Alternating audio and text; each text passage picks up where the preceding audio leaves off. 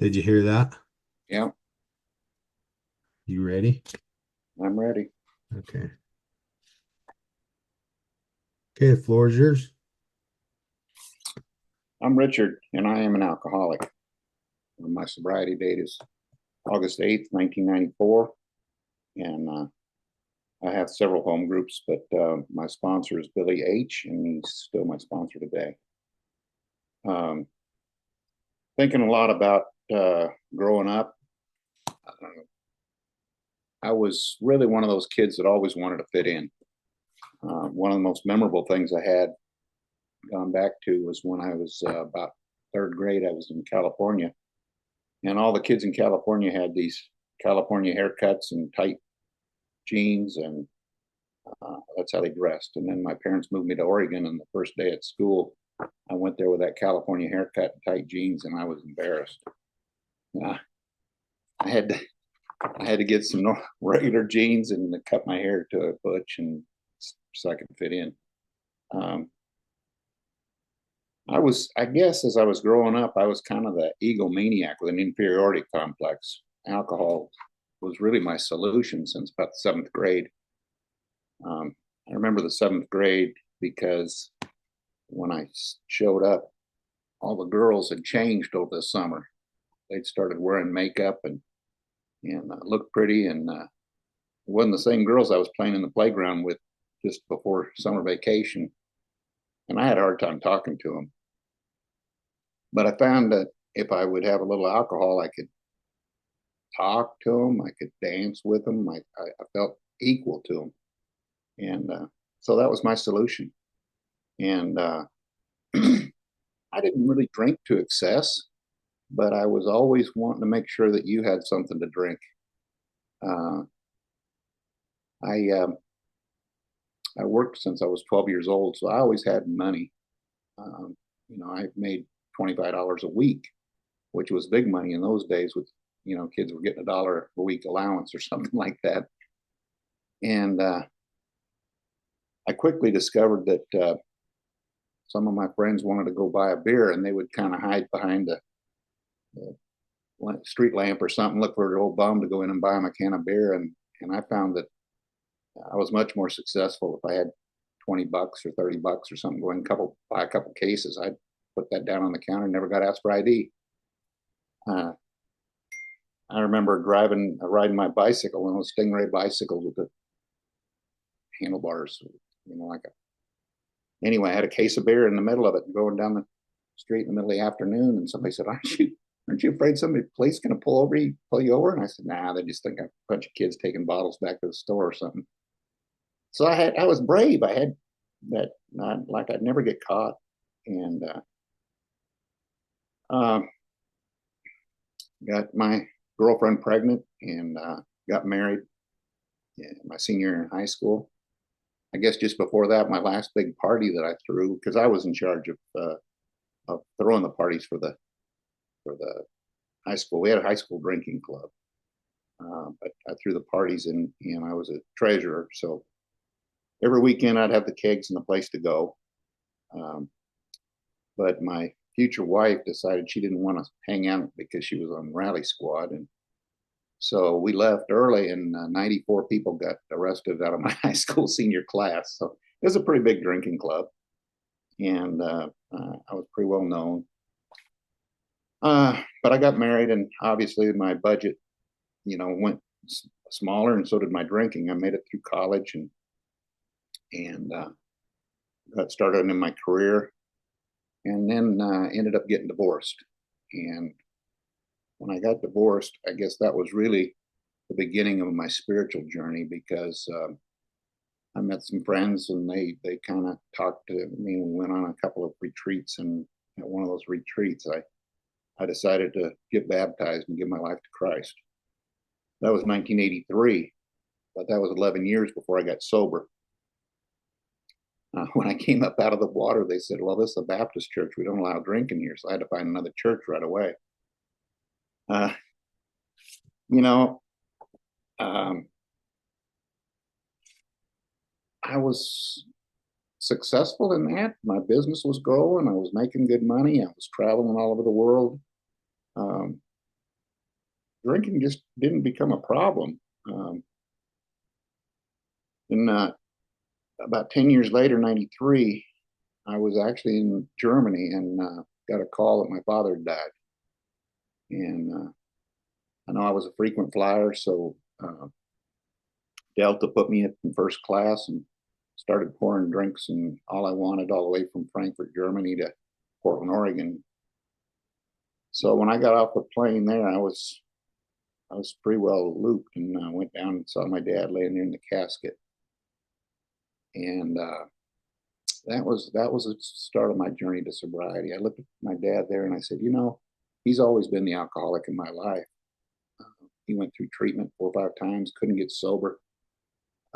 Second to last, uh, second to last sobriety date was he had 4 months in a coma, alcohol-induced coma, and he got sober for 2 years and found another reason to drink and died. Corner said a piece of plaque broke off and lodged in his heart, and that was it. So I looked at him laying there, and I thought, I don't know. I don't know that I'm an alcoholic, but I might be about 20 years back up the road from where he's at there. And I might want to look at my life. So I did. And I decided that I was going to get sober.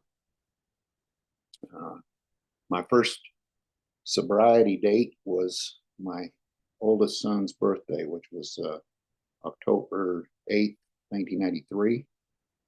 And it was pretty easy for me for the first few months. I didn't really crave it a lot. Went to a lot of meetings. People told me, read the big book, go to 90 meetings in 90 days and find a sponsor. I'd read the big book several times with my dad, so I knew pretty much what was there. 90 meetings in 90 days, I kind of approached that like I did most of my high school years. A good C plus was enough. So I went to about 50 or 60 meetings. And I started interviewing sponsors, but best one I could find was me. So kept work, stayed sober for a few months, and then about January, or I think it was about January of 74, 94, I swore a bottle just jumped off the shelf. I didn't intend to drink that day. It went down my throat. Never did know exactly what happened, but I didn't get too drunk. So, that started sneaking a drink here and there. Finally, my wife that I was married to at the time said, I don't think you're alcoholic. Why don't you just put the beer back in the refrigerator and just continue as you used to do, And so I put the beer back in the refrigerator and kept the hot vodka under the seat. And that started my fast trip to the bottom. I soon got to where I was drinking in the morning. I couldn't hardly stand it. Well, she got dressed to go to work. I'd get up in the middle of the night, drink some vodka I had stashed outside and throw up in the bushes and come back to bed. And, it just got worse and worse and worse and quickly. So I never lost anything like they talk about. Most people would think I had a high bottom, but I never got a DUI. I never got arrested. Still had a house and a car and a wife and all the things that a lot of people don't have when they get sober, but I had really lost my soul. And so when I hit bottom, I was in pain. I didn't know what to do. And I remember telling God, just either help me or take me. And I didn't really care whether I lived or died. If I could have figured out how to commit suicide without creating a mess, I probably would have done that. I couldn't figure out how to disappear. That was the only way I was willing to do it because I didn't want to create problems for my parent, for my kids and everybody. So I didn't want to do anything that would cause them to, I say that parents that have that commit suicide have kids that commit suicide. So I didn't want to start that. So I just surrendered on that day, and that was I guess the 7th of August, 1994. I don't remember that day at all. I started in the morning. It was Monday morning. About 10 o'clock, I was starting to drink again. I'd been drinking all night.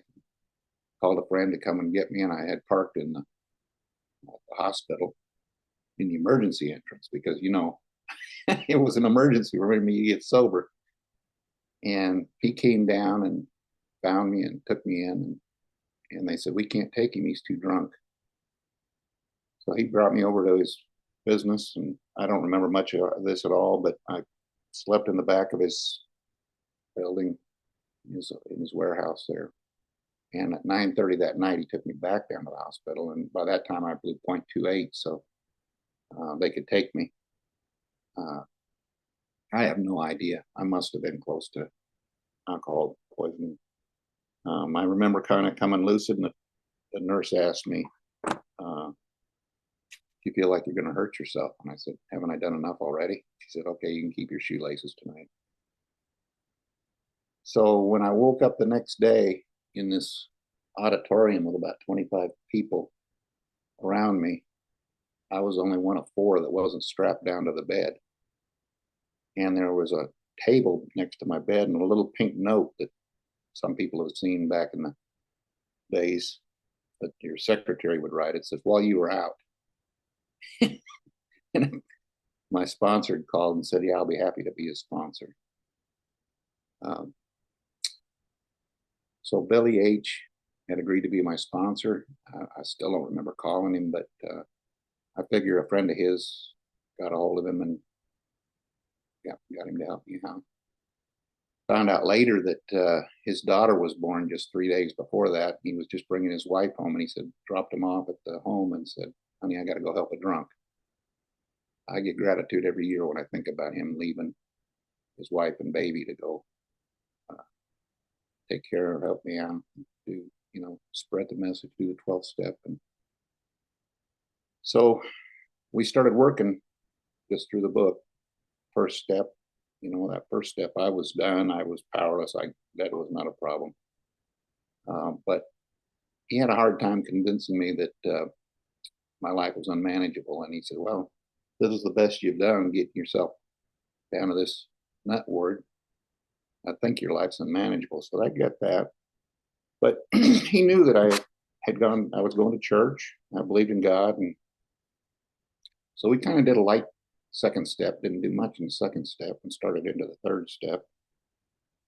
Third step is where I really feel like it was the second half of my baptism, that part where it says, we sincerely took a position, we had to quit playing God. He provided what we needed if we kept close to him and performed his work well. But it said he was the principal, he was the director, we were his agents.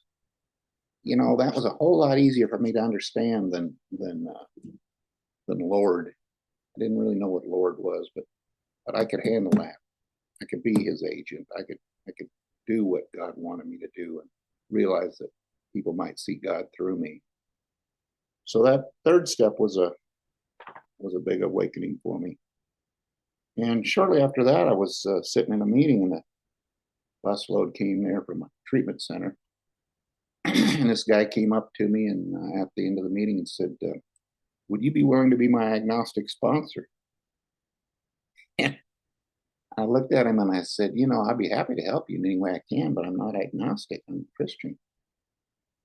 And he said, oh, he says, well, whenever you were talking and whenever I saw you, you seemed like you just wanted to put your shoulder to the rock and push harder, so I thought you must be agnostic. And that got me realizing that no matter what I thought, feel, or believed, really wasn't what I was showing, and action was much more important in my sobriety. So I had to learn that if I was going to be his agent, I had to act like I believed, and I wasn't doing that. I went back and reread the chapter to the agnostic, and with the view of how am I going to act, not so much am I agnostic, but am I acting agnostic?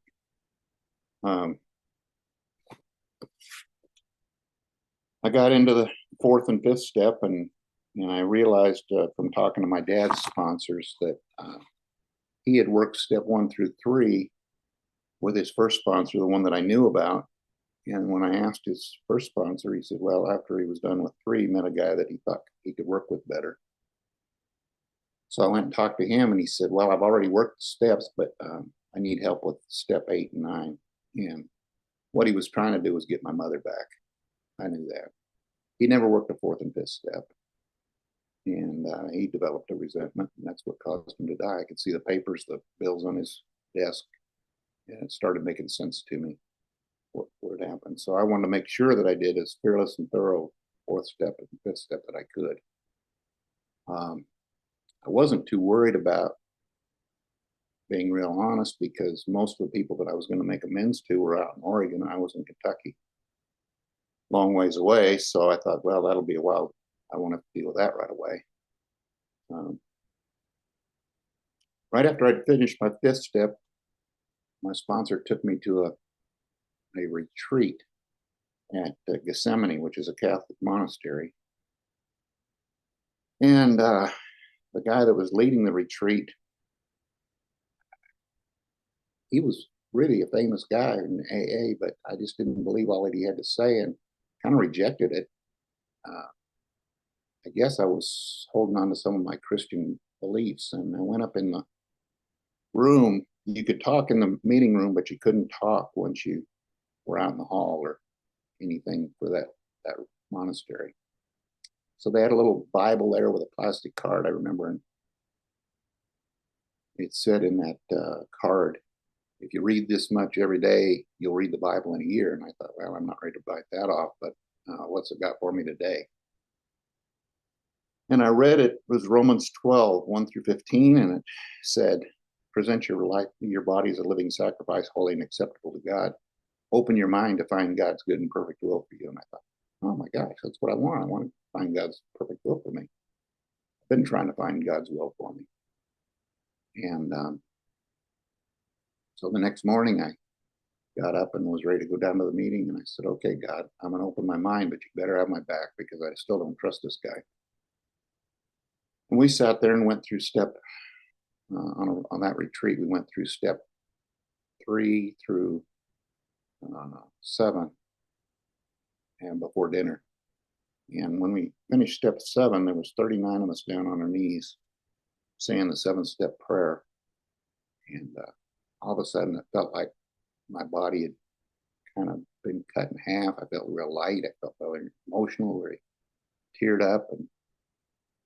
And this guy, Don Pritz, that was doing the retreat, came by and said, you've changed. You'll never be the same. I didn't know what that meant. I didn't know what was going on. And so I spent the rest of the day with the Sunday. I spent the day with one of the monks that I got to know. And I went home, and I was almost home. It was about a 50-mile drive. And when I got home, I realized that on Friday, when I was going down there, my mind was always occupied by these neon signs, Maker's Mark, Happy Hour, Bud Light, all my favorite flavors, and just constantly. And all the way back on Sunday, I didn't notice any neon. So I guess that's what changed. The obsession was relieved on that day. Shortly after that, my sponsor called and asked if I knew where Minutia, Oregon was. And I said, yeah, it's out on the Columbia River near Portland. So he said, well, I've been asked to go out there and do a 3-day retreat. So what a loving God. I got to fly out with my sponsor, knowing I was going to be facing these amends on Monday, and sit and go through the 12 steps that weekend. When we were met at the airport, the guy that met us there to greet us took us to this beautiful white mansion in Portland, and he said, "This is how we do AA in Portland." And I looked around, and I felt like I'd been there before, but didn't recognize it. Finally, I said to him, "Is this close to a treatment center just up about 2 or 3 blocks?" He said, "Oh yeah." He said, I said, "Well, when my dad was going through that treatment center, this is where we would come. I think this is where we came for meetings, but it was a old, dingy building. Everybody was smoking in the basement, and these old couches. And I mean, when I got sober, I really regretted it, thought I was going to have to spend my life going to the places like that. And but I don't remember it being like this beautiful. He said, well, one of those old guys left his cigarette butt on one of those couches and burned the place down, and this is how we rebuilt it. And I thought, man, what a concept, you know? Maybe I've burned myself down and I can rebuild it in AA. Turn out like this. It's just something that just hit me. It's another spiritual experience. So I went through the steps with my sponsor, and Sunday night, getting ready to go make my amends. And we stood out on that rock overlooking the river, and I felt the wind kind of blowing through me, and it was the eighth step. And he said, "Are you willing to do whatever they say?" We practiced the amends. We knew what it was going to be, and we went through it and all. So I started out Monday morning, and first one was my boss that I kind of screwed over. I quit when some other people quit, and he told me he never want to see me again. And when I walked into his office, he looked at me and says, "I thought I told you I never want to see you again." And I said, "Well, I know." I said, "But I'm trying to get sober, and I have to make some amends, and I don't know what it's going to take to get square with you." He said, "Come in my office." Closed the door.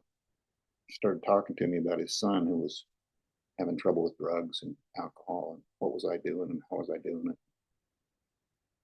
When we were done, he said, "Yeah, come back. Let me know. I hope you can stay sober." And then I went down, and another one was my ex-wife. And geez, I really regretted talking to her. But I poured it out as best I could. My armpits were wet all the way down to my belt. And she just looked at me and said, "Well," she said, "I think you painted with kind of a light brush. Why don't you go back to your AA buddies for a couple of years and come back and see if you can do a better job?" And the reason I tell this is because not because of anything for her, but when I got up and I left, I looked back over my shoulder and I felt free, and I could see she was still in chains. And I really made my mind up at that time. If anybody tries to make amends to me, I'm going to accept it, because I don't want to be in chains. And I think the holder of the resentment can be as bad as the one that's carrying the resentment. So there's an opportunity there in the future for me. Came back home to Kentucky, and my wife at that time looked at me and she says, "Well, how in the hell do you think I feel? You're going halfway across country to make amends to your ex-wife, and you haven't made amends to me yet." By that time, I was about 6 months sober, and I'd learned a little bit. One thing I had learned is, well, I don't know, let me call my sponsor. So I called Billy, and he said, with her, she just wants a good husband and a good father, and that's not something you can come in and settle in a few minutes. He says, "What we have here is what we call a living amends." So we started off looking at living amends, and she started talking, and after about 2 months, 6 months, maybe, I don't know, he looked at me and says, "Well, how you doing now?" And I said, "Well, we're talking, and I'm not worried she's going to change the locks on the door anymore." So he says, "Well, why don't you go and ask her if you've made any living amends?" And that was um, agreeable to her. Um, let's see. Um, she said, "Yeah, that she just wanted a good husband and a good father to my son." About that time, the guy that had started the um, um, the healing place out there, which is about 300-bed treatment center for homeless people, basically. Um, I was talking to him one day, and I said, this is a genetic thing. This goes way back through my family that I've got. And I said, I'm worried now. My son here, he's about 4 years old, and I'm pretty sure that he's probably going to have my genes. And he looked at me and Burns B, and he said, "Yeah, he probably will."